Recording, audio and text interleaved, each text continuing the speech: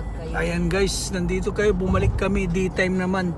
Kung night time yung napanood nyo nung mga video ko sa downtown Toronto, ito ngayon na araw naman para makita nyo sa araw.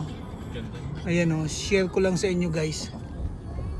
So look at the building guys.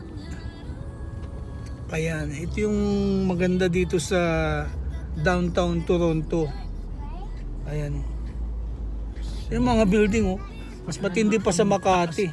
Kasi itong mga dikit-dikit sila. Hindi gaya nung Makati na dikit-dikit din pero ganito lang hindi sila mataas. Ito mga nasa 80 ano, mga 80 floor ganun. May mga iba diyan mga 100 floor siguro yung mga yan oh, tataas oh. Tapos yung mga daan, malilito ka talaga kung hindi ka